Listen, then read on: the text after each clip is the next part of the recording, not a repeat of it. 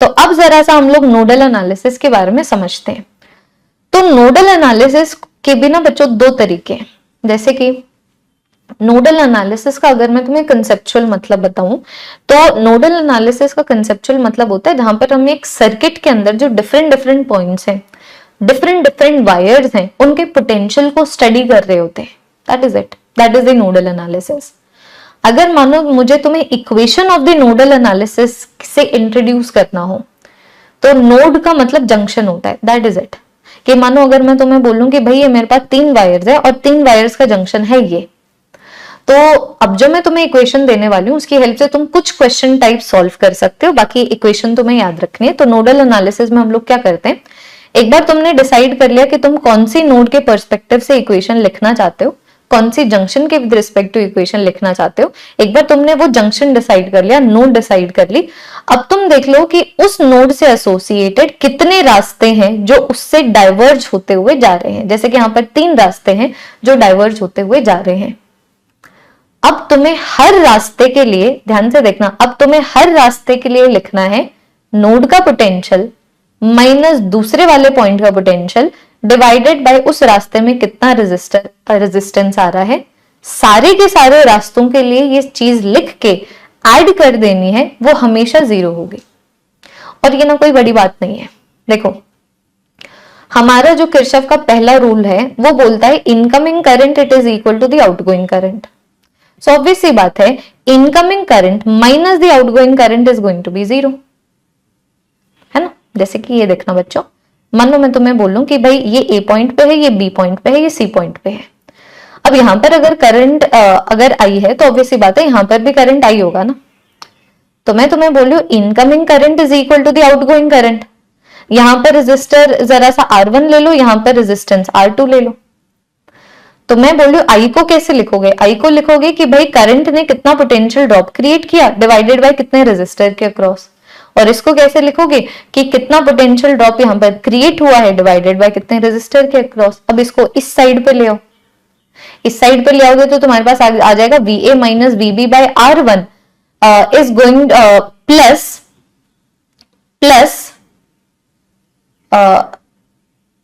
Sorry इसको इस side ले जाओ, इसको इस साइड ले जाओगे तो तुम्हारे पास आ जाएगा VB minus VA by R1 plus VB minus VC by R2 is going to be given by 0। अब ऑब्वियस सी बात है तुम्हें डेरिवेशंस वगैरह थोड़ी करनी है। पहले पढ़ते तुम्हें डेरिवेशन लिख के करवाते, अब तुम्हें कुछ नहीं याद रखना है। मैं तो ये ऊपर ऊपर से बता रही थी कि ये सारी चीजें बेसिकली हमारे किरचॉफ के पहले रूल को रीअरेंज करके लिखना है कि incoming current is equal to outgoing current होगा। मतलब इनकमिंग के लिए जो भी पोटेंशियल ड्रॉप क्रिएट हो रहा है डिवाइडेड बाय रेजिस्टर के अक्रॉस, और आउटगोइंग के लिए जो भी पोटेंशियल ड्रॉप क्रिएट हो रहा है डिवाइडेड बाय रेजिस्टर के अक्रॉस, वो सेम है। तो अब मैं तुम्हें बोल रही हूँ इसको रीअरेंज करके हम ऐसे लिख सकते हैं कि अगर मान लो तुमने कोई भी नोड डिसाइड कर लिया, तुम उससे एसोसिएटेड रास्ते देख लो, हर रास्ते के लिए लिखो नोड का पोटेंशियल माइनस दूसरे वाले पॉइंट का potential divided by the resistance between them. जैसे कि इसके लिए मेरे पास आ गया नोड का पोटेंशियल माइनस दूसरे वाले पॉइंट का potential divided by the resistance. ये मेरे पास आ गया नोड का पोटेंशियल माइनस दूसरे वाले पॉइंट का potential divided by the resistance. ये मेरे पास आ गया नोड का पोटेंशियल माइनस दूसरे वाले पॉइंट का potential divided by the resistance. तो मैं तुम्हें मैथमेटिकली बता रही हूं कि ये एक वे ऑफ सॉल्विंग है कि अगर मानो मैं इस नोड से एसोसिएटेड तीनों रास्तों के लिए नोड पोटेंशियल माइनस दूसरे वाले पॉइंट का पोटेंशियल डिवाइडेड बाय रेजिस्टेंस लिख दूं तो इन तीनों को ऐड करने से 0 आएगा।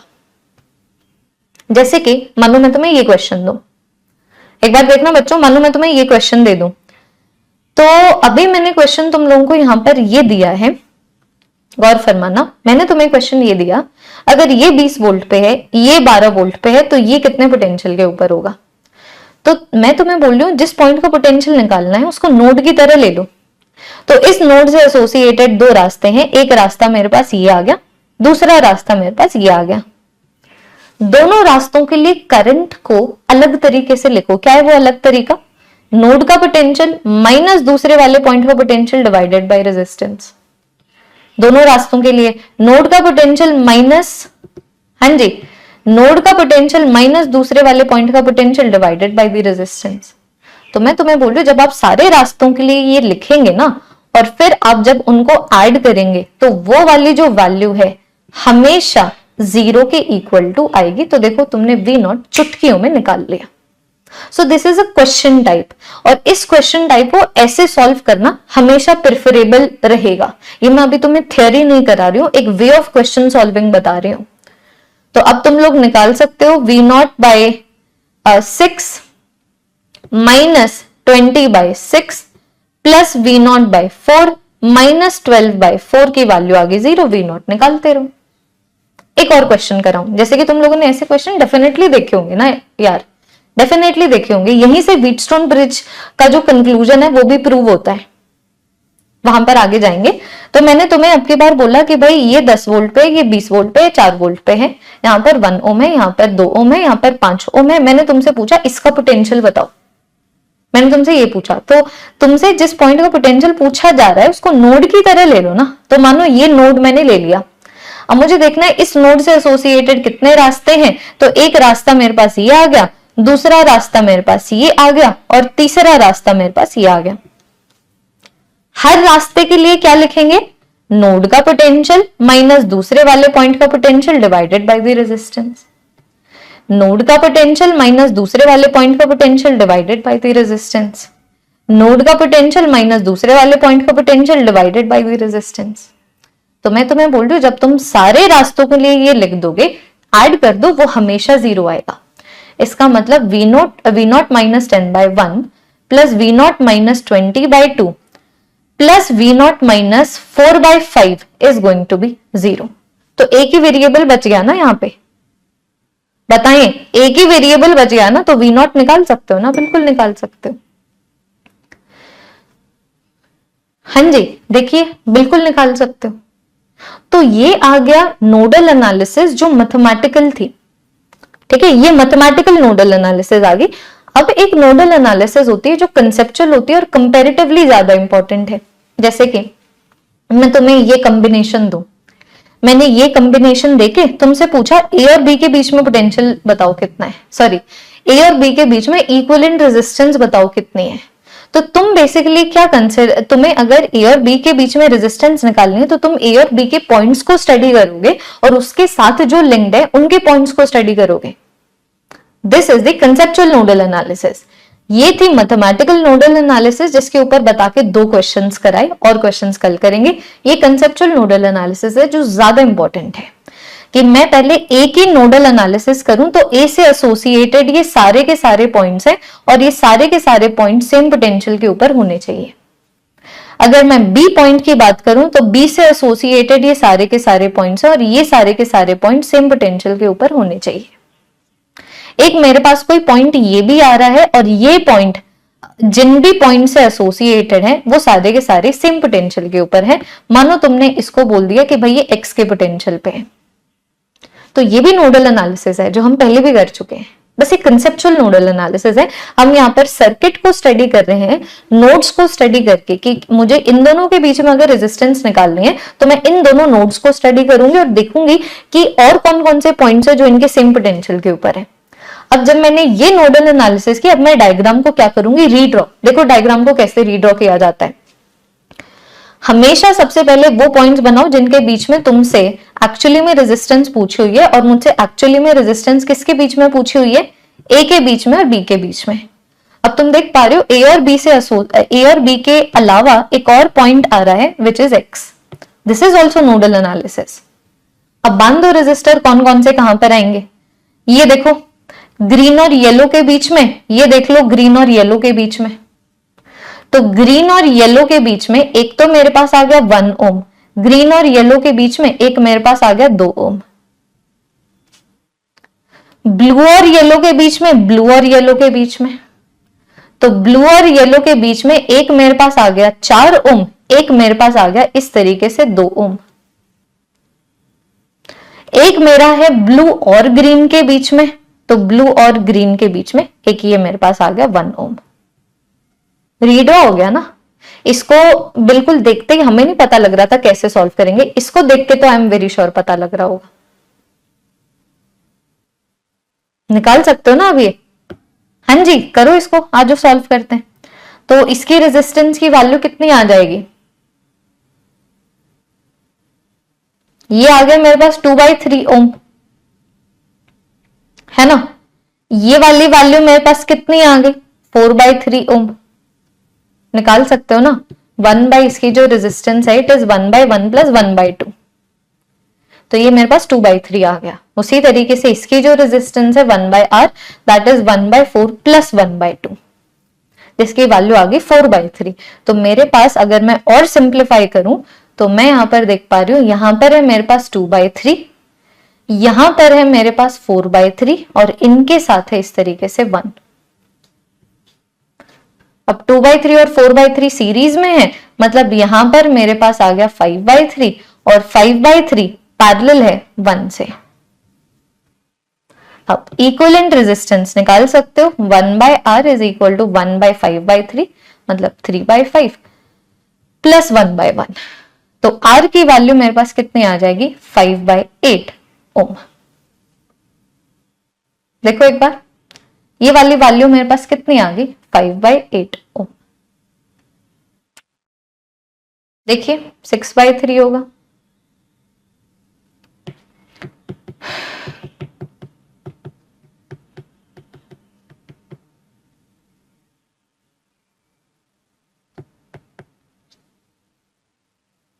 ओह, मैं समझी अब कौन से 6/3 की बात कर रहे थे। बिल्कुल सही कह रहे हैं, बिल्कुल सही बोला भाई, ये 6/3 आएगा, 6/3 का मतलब 2 ओम हो गया।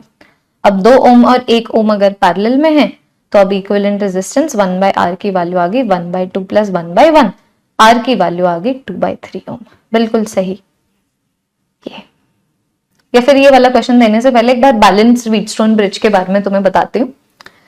तो बैलेंस व्हीटस्टोन ब्रिज अगेन मेरे पास एक कंडीशन है, जैसे कि do you all remember fluid mechanics में करवा चुकी हूं तुम लोगों को। तो फ्लूइड मैकेनिक्स में मैंने तुम्हें टॉरसिलीज लॉ करवाया था।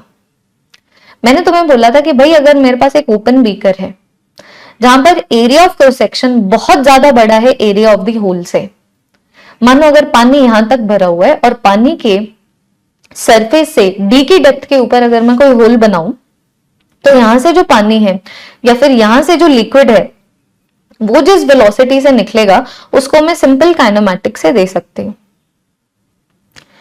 तो ये टॉरसिलीज लॉ में तभी अप्लाई कर सकती हूँ जब सारी की सारी कंडीशंस मीट हो रही हो। कौन कौन सी कंडीशंस की, ओपन बीकर होना चाहिए, दूसरा area of the cross section beaker का बहुत बड़ा होना चाहिए एरिया ऑफ द होल से। वैसे ही मैं तुम्हें बोल रही हूं यहां पर भी एक कंडीशन है कि मानो अगर मेरे पास 2 आर्म्स हो, ठीक है, एक आर्म ऊपर हो एक आर्म नीचे हो, सच दैट दोनों आर्म्स में 2-2 रेजिस्टर्स हो, और मानो अगर मैं इन दोनों आर्म्स के बीच में एक ब्रिज लगा दूं तो इसको ब्रिज रेजिस्टर बोला जाता है। तो यहां पर कंडीशन ये है कि अगर इस अरेंजमेंट में कभी भी this resistance divided by this resistance and this resistance divided by this resistance, अगर ये चीज हो जाए तो ये वाले पॉइंट का पोटेंशियल और ये वाले पॉइंट का पोटेंशियल सेम हो जाता है। ध्यान दीजिएगा, मैं तुम्हें बोल रही हूं कि if this is the condition that the ratio of the resistors on one side of the arm, or I can say if the ratio of the resistance on one side of the bridge and ratio of the resistance on the other side of the bridge, if both the ratios are same, अगर ये condition meet हो जाए तो फिर इसका conclusion ये निकलता है कि इस पॉइंट का पोटेंशियल और इस पॉइंट का पोटेंशियल, मतलब जो पोटेंशियल डिफरेंस है ब्रिज रेजिस्टर के अक्रॉस, वो नहीं होगा। कि ब्रिज रेजिस्टर के दोनों पॉइंट्स जो हैं, दोनों एंड्स जो उसके हैं सेम पोटेंशियल के ऊपर हैं, मतलब इसके अक्रॉस पोटेंशियल डिफरेंस नहीं है, मतलब आप इसको निग्लेक्ट कर सकते हैं। So this is the condition. तो इसको व्हीटस्टोन ब्रिज बोला जाता है, जहां पर एक आर्म ऊपर हो एक आर्म नीचे हो, दोनों आर्म्स में 2-2 रेजिस्टर्स हो और बीच में एक ब्रिज हो। This is the Wheatstone bridge. मैं बोल रही हूं व्हीटस्टोन ब्रिज बैलेंस्ड कब होती है, तो जब ये वाले रेजिस्टर्स का रेशियो और ये वाले रेजिस्टर्स का रेशियो सेम हो तब वो बैलेंस्ड होती है। और बैलेंस्ड व्हीटस्टोन ब्रिज में ब्रिज रेजिस्टर के अक्रॉस कोई पोटेंशियल डिफरेंस नहीं होता, तो आप उसको नलिफाई कर सकते हैं। जैसे कि मैं इसको अगर एक क्वेश्चन की फॉर्मेट में कराऊं तो वो ज्यादा बेटर रहेगा। जैसे कि मानो बच्चों मैं तुम लोगों को यहां पर ना एक ये क्वेश्चन दूं, देखना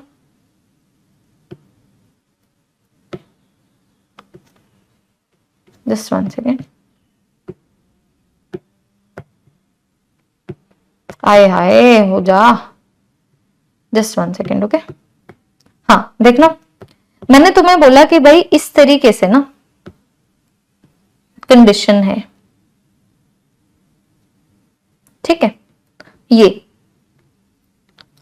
मैंने तुम्हें एक व्हीटस्टोन ब्रिज दिया, मैंने तुमसे पूछा कि भाई बताओ कितना कितना यहाँ पर जो इक्विवेलेंट रेजिस्टेंस है तुम्हें ए और बी के अक्रॉस देखने को मिलेगा। एक क्वेश्चन में तुमसे ये पूछ सकती हूँ। अगर इस क्वेश्चन को मुझे थोड़ा सा और मॉडिफाई करना हो अच्छा क्वेश्चन बनाने के लिए, तो मैं तुमसे ये भी पूछ सकती हूँ कि अगर इस सर्किट के अक्रॉस 50 वोल्ट की बैटरी है तो बताओ 50 वोल्ट की बैटरी कितना करंट दे रही होगी। हाँ जी देखिए, तो तुम देख पा रहे हो बैलेंस्ड है कि यहां पर रेजिस्टेंस का रेशियो 1/2 है, यहां पर भी रेजिस्टेंस का रेशियो 1/2 है। तो तुम लोग देख पा रहे हो कि भाई ये जो मेरे पास कंडीशन है बैलेंस्ड व्हीटस्टोन ब्रिज की कंडीशन है। तो अगर मानो ये बैलेंस्ड व्हीटस्टोन ब्रिज है, इसका मतलब ये चला गया। तो अगर मानो ये चला गया तो मेरे पास ऐसे सर्किट रह गया ना 3R और R, 3R और R, यहां पर R की वैल्यू तुम्हें दी हुई है, R की वैल्यू 1 ओम है क्वेश्चन में।